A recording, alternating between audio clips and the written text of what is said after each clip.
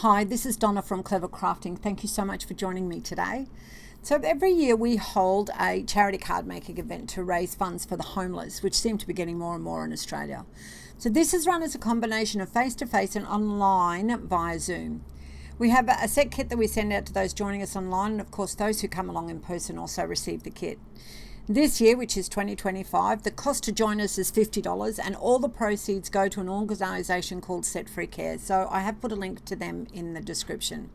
This is the first of 4 card designs that we will be making this year. All 4 designs are easy to make and perfect for mass production. So I hope you enjoy these cards and really consider joining us for our charity event next year.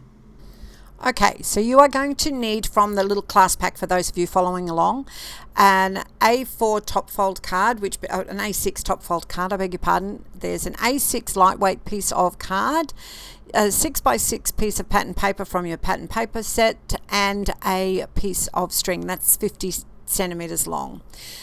Baker's twine, which is lovely. All right, we're going to start by trimming the lightweight cardstock down to 10 centimeters by 14.3 centimeters. That we don't need those 2 little bits of paper that you cut off. You can throw those away. The patterned paper, we want one of these, and we're going to cut it 10 centimeters wide by 14.3 centimeters tall.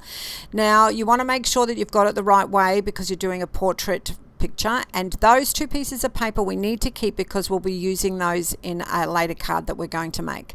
All right, so now I'm just popping some glue on the lightweight cardstock. I prefer to put the glue on the cardstock rather than the paper because you're less likely to get any warping.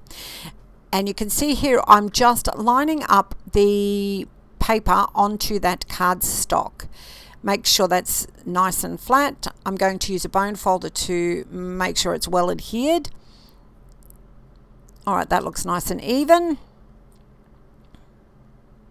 All right, so now onto our card base. So as I said, this is a top fold A6 card, and I'm going to cut 2.5 centimeters or 1 inch from the top fold. So I'm going to line that top fold up on my cutter here. I'm using the Tim Holtz paper trimmer, and I cut 2.5 centimeters off.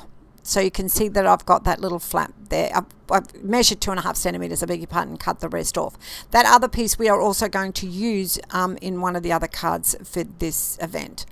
All right, so you can see that on this sample card here, I coloured in the top. I just used ink directly from my ink pad and wiped it along the top.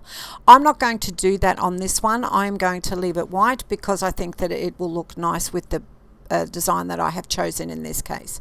So now this piece of Baker's twine, I'm going to use a fork to make a bow. Now you can see that I've got it at an angle. I'm wrapping it around the fork. I'm going to take the other end of the string, feed it through the 2 middle prongs of the fork underneath where I've wrapped the string, and I'm going to pull it back up around through the top 2 prongs of the fork above the string, and then just tie a knot.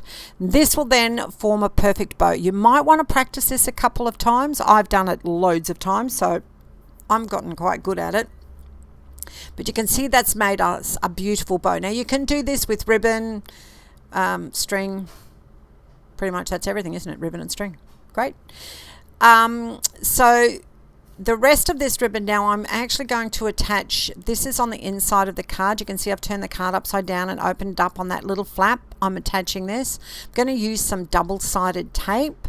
Just cut some of that off and stick the string in position there.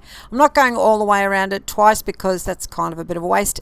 This was, I believe, a 50 centimeter. It's a 50 centimeter piece of string that I've started with, and I'm wrapping that around, and that won't go all the way around the back again, but that's okay. And you can see there that I've overlapped it just to add a little bit of interest to the front of my card.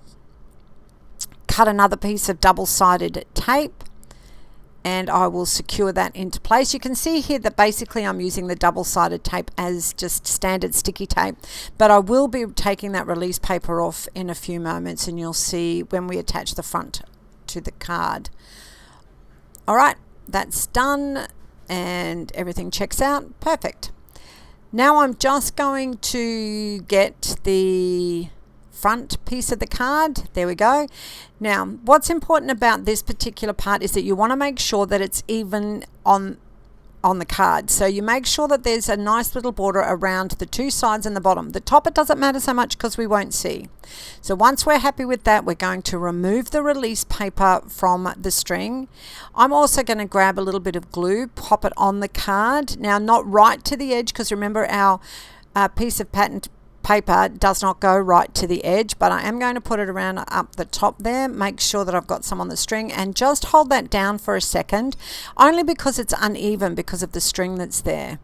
All right, get rid of any excess glue. So this is the sticker set that comes in the kit, and it's all black and white, but you can actually color these stickers. So you can see here that I'm just using my alcohol marker, and I am marking over that one, the Merry Christmas red, and I'll remove it now.